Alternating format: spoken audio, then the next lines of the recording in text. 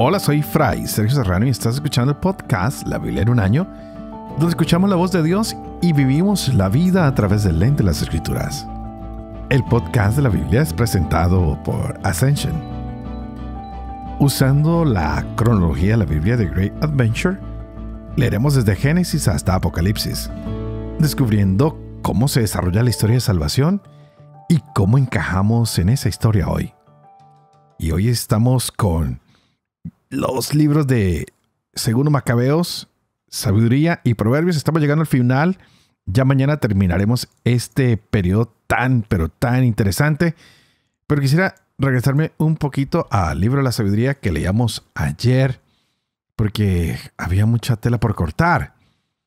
Y esto quiero decir que en el libro de la Sabiduría nos encontrábamos con el recordatorio de la serpiente que se hizo para ayudar a aquellos que eran picados cuando habían sido infieles en medio del desierto. Y lo habíamos leído en el libro de Números. Y es un Dios maravilloso que siempre manda salvación a los hombres, incluso cuando estos han fallado. Y la serpiente les sirvió como recordatorio de lo que Yahvé les había mandado en la ley. Porque a veces tenemos un pequeño problema y decimos, no, las imágenes son malas. No, crear imágenes de ídolos falsos es totalmente erróneo.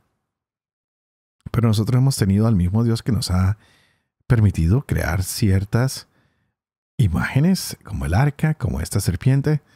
Y hoy en día tenemos la imagen de Cristo en la cruz, que nos ayudan a levantar nuestros ojos, no para quedarnos en ese bulto o en la imagen que vemos, sino para trascender y poder llegar a la salvación de Dios.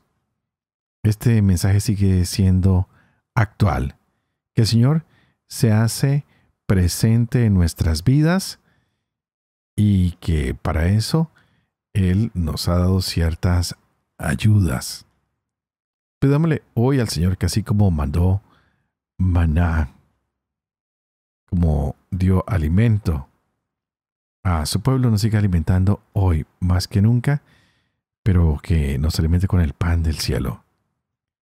Que podamos realmente encontrar alimento en esta su palabra y que cada día nos descubramos más necesitados de la oración, del ayuno, para encontrar el auxilio que solo nos viene del Señor. Algo hermoso que nos había quedado haciendo falta del día de ayer, pero hoy tenemos más sorpresas. Estaremos leyendo el segundo libro de Macabeos en el capítulo 14. Tendremos el libro de Sabiduría, capítulos 17 y 18. Y tendremos Proverbios, capítulo 25, versos 18 al 20. Este es el día 311. Empecemos.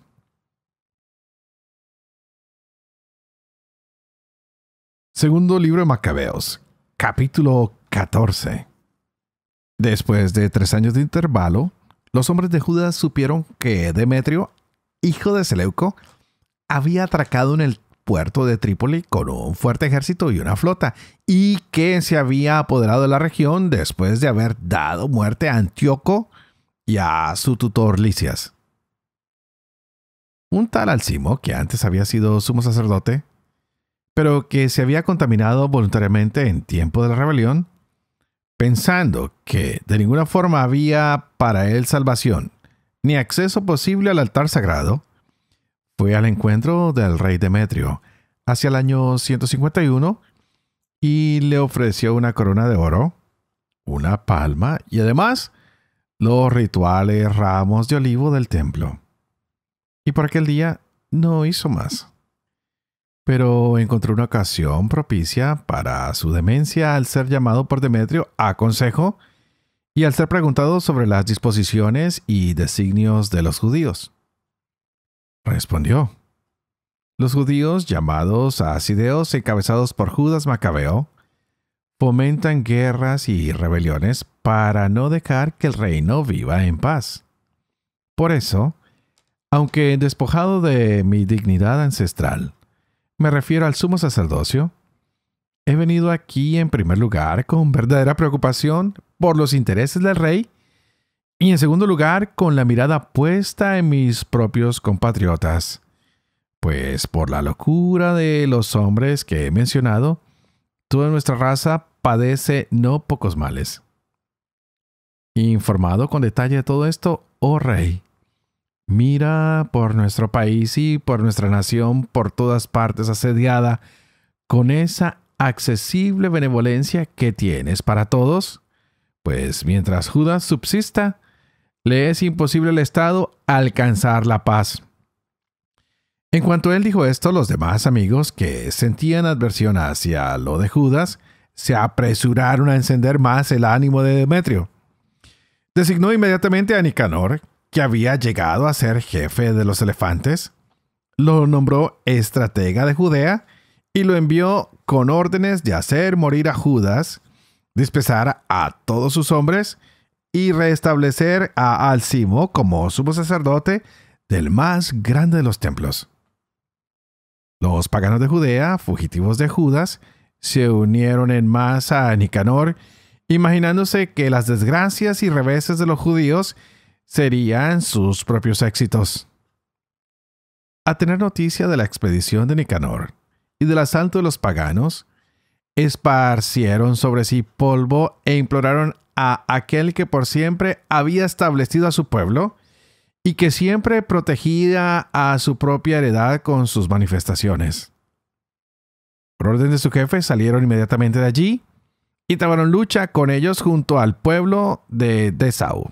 Simón, hermano de Judas, había entablado combate con Nicanor, pero a causa de la repentina llegada de los enemigos, sufrió un ligero revés.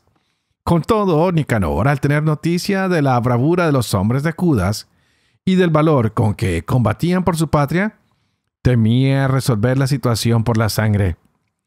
Por este motivo envió a Posidonio, Teodoto y Matatías para concertar la paz.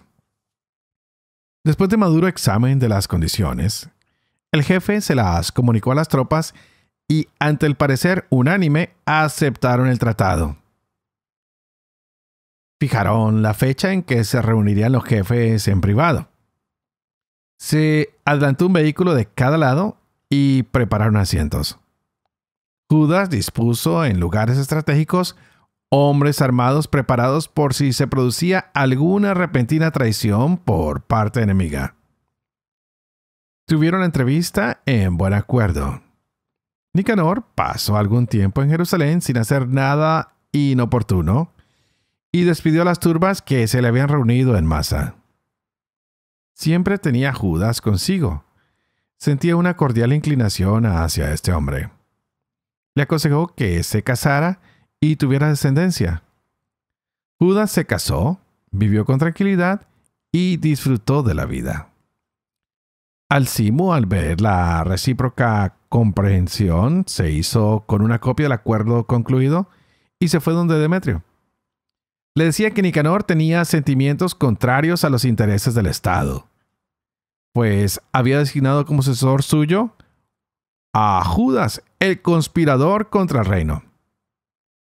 Fuera de sí, el rey, excitado por las calumnias de aquel maligno, escribió a Nicanor comunicándole que estaba disgustado con el acuerdo y ordenándole que inmediatamente mandara encadenado a Macabeo a Antioquía. Cuando Nicanor recibió la comunicación, quedó consternado, pues le desagradaba mucho tener que anular lo convenido sin que hubiera cometido aquel hombre injusticia alguna. Pero como no era posible oponerse al rey, aguardaba la oportunidad de ejecutar la orden con alguna estratagema. Cuando Macabeo por su parte notó que Nicanor se portaba más secamente con él y que lo trataba con más frialdad en sus habituales relaciones, pensó que tal sequedad no procedía de las mejores disposiciones. Reunió a muchos de los suyos y procuró ocultarse de Nicanor.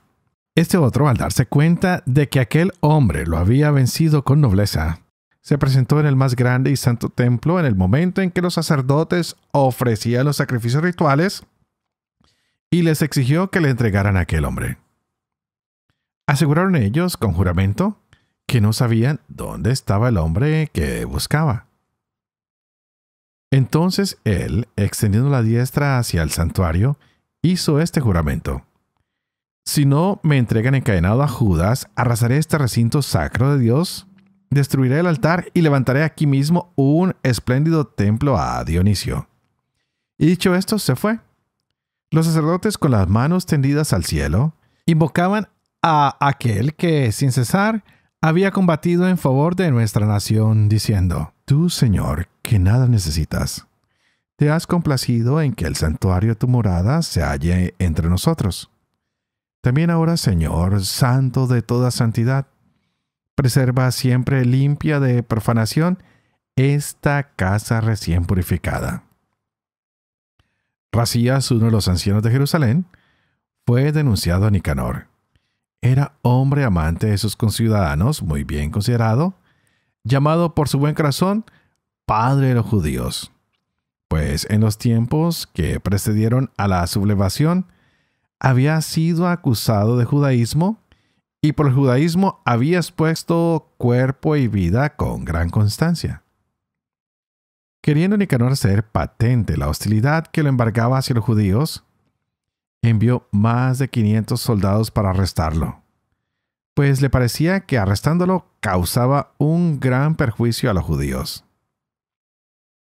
Cuando las tropas estaban a punto de apoderarse de la torre, forzando la puerta del patio, y con orden de prender fuego e incendiar las puertas, Razías, acosado por todas partes, se echó sobre la espada. Prefirió noblemente la muerte antes que caer en manos criminales y soportar afrentas indignas de su nobleza. Pero, como por la precipitación del combate no había acertado al herirse, y las tropas irrumpían puertas adentro, subió valerosamente a lo alto del muro y se precipitó con bravura sobre las tropas. Pero al retroceder éstas rápidamente, dejando un hueco, vino él a caer en medio del espacio libre. Con aliento todavía y enardecido su ánimo, se levantó derramando sangre a torrentes. A pesar de las graves heridas, atravesó corriendo por entre las tropas y se puso sobre una roca escarpada. Ya completamente exangüe, se arrancó las entrañas y tomándolos con ambas manos, las arrojó contra las tropas. Y después de invocar al dueño de la vida y del espíritu que otra vez se dignara devolvérselas, llegó de este modo al tránsito. Sabiduría, capítulo 17.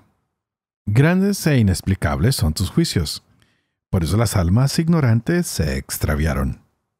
Cuando los impíos creían que podían oprimir a la nación santa, quedaron prisioneros de las tinieblas y encerrados en una larga noche, recluidos en sus casas, fugitivos de la eterna providencia.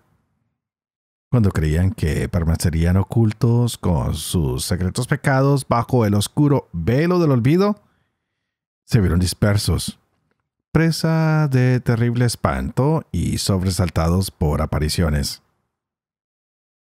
El rincón que los escondía no los libraba del miedo, pues también allí retumbaban ruidos escalofriantes y se aparecían sombríos fantasmas de rostros lúgubres.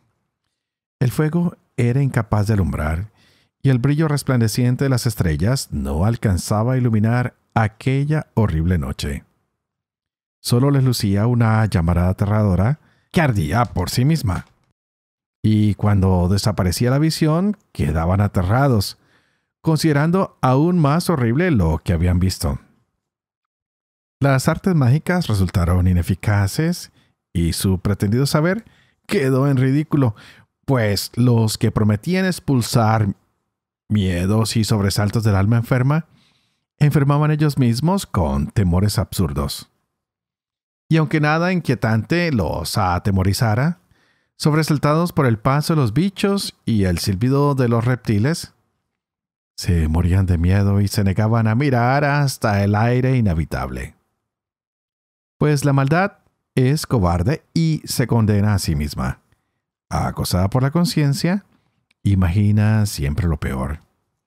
Y el miedo no es otra cosa que el abandono de los recursos de la razón. Cuanto menor es la propia confianza, mayor parece la causa desconocida del tormento. Durante aquella noche verdaderamente imposible, surgido de las profundidades del impotente abismo adormecidos en el mismo sueño, o bien eran perseguidos por apariciones fantasmales, o desfallecían por el abandono del alma, pues les sobrevino un miedo repentino e inesperado. Así cualquiera que caía en tal situación quedaba atrapado, encadenado en aquella prisión sin hierros, ya fuera labrador o pastor, o un obrero que trabajara en solitario, sufría sorprendido por la ineludible fatalidad, pues todos estaban atados a una misma cadena de tinieblas. El silbido del viento, el canto melodioso de las aves en las frondosas ramas, la cadencia del agua que corría impetuosa, el estruendo de las rocas desprendidas, la carrera invisible de animales que arretosan, el rugido de las fieras más salvajes, el eco que retumba en las oquedades de los montes, los dejaba paralizados de terror. El mundo entero resplandecía con luz radiante, entretenido sin trabas en sus quehaceres, pero solo sobre ellos se extendía una noche insoportable, imagen de las tinieblas que les esperaban. Aunque ellos eran para sí mismos más insoportables que las tinieblas. Sin embargo, una magnífica luz brillaba para tus santos. Los egipcios que oían su voz sin distinguir su figura, los felicitaban por no haber padecido como ellos. Les daban las gracias porque no se vengaban de los agravios recibidos y les pedían perdón por su conducta hostil. Tú, en cambio, preparaste una columna de fuego como guía para el viaje desconocido y como sol inofensivo para la gloriosa travesía.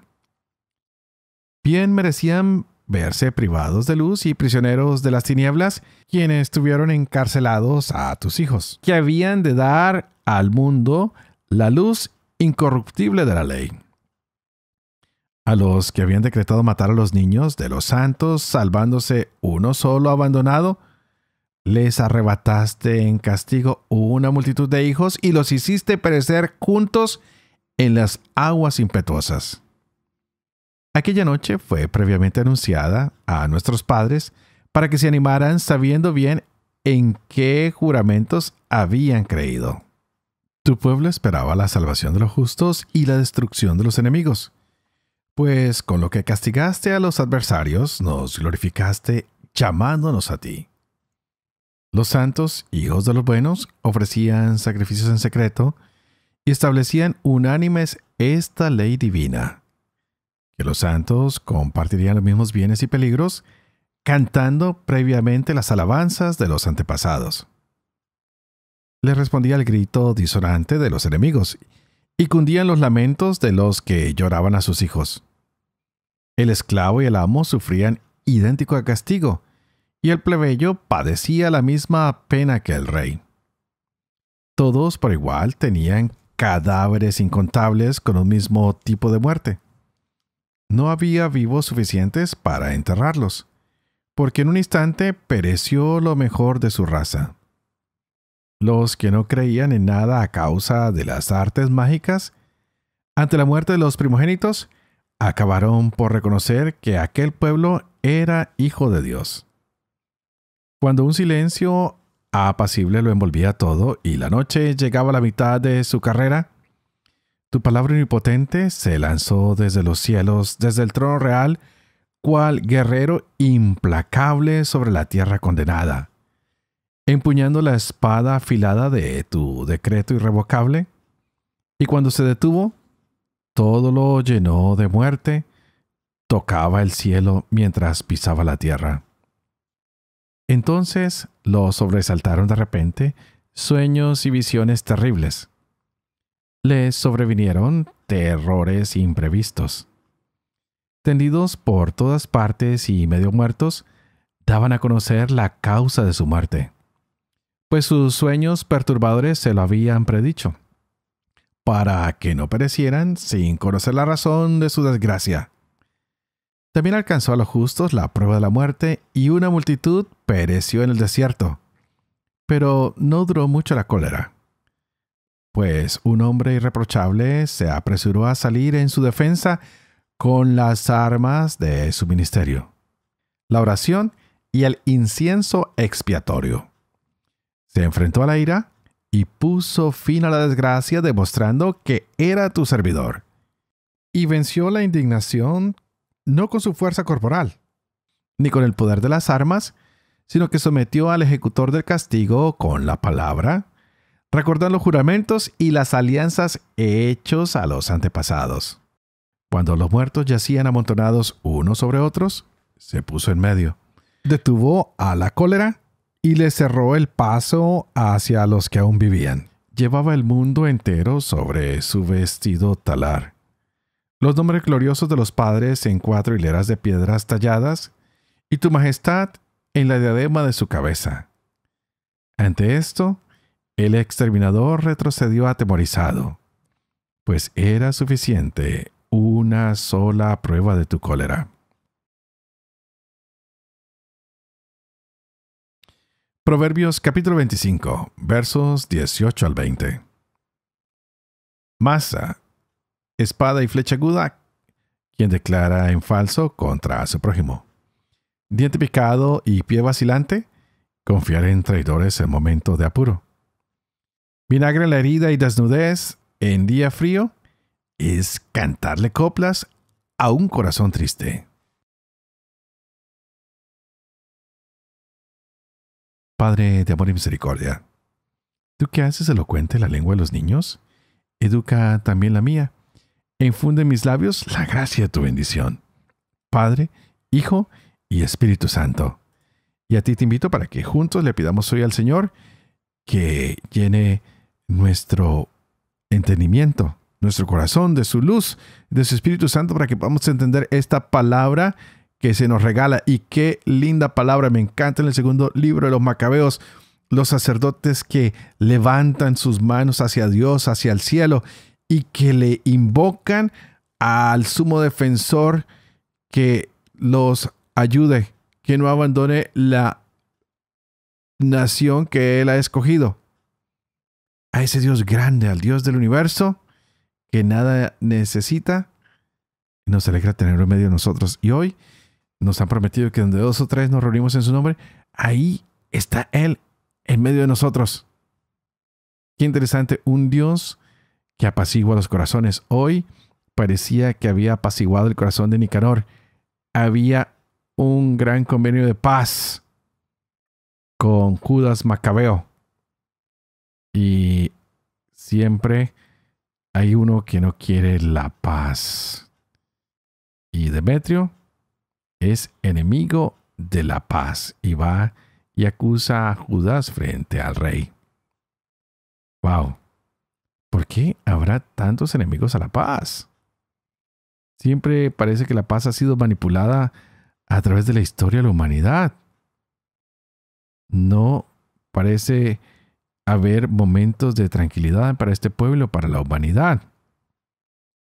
La paz es ausencia de guerra, es ausencia de injusticia social. La paz es ausencia de delincuencia. La paz es ausencia de abusos. La paz es ausencia de atropellos contra los más frágiles y débiles. Parece que a muy pocos les gusta la paz porque no queremos ser justos. Y a veces en nombre de la paz hemos creado unas guerras y unas injusticias contra nuestros hermanos y hermanas que ¡wow! Tenemos que preguntarnos cuál es la verdadera paz, qué es lo que Dios quiere para nosotros. Y por esto debemos tener la oración siempre como punto de partida para conseguir la paz y para discernir cómo vamos a luchar y encontrar la paz verdadera.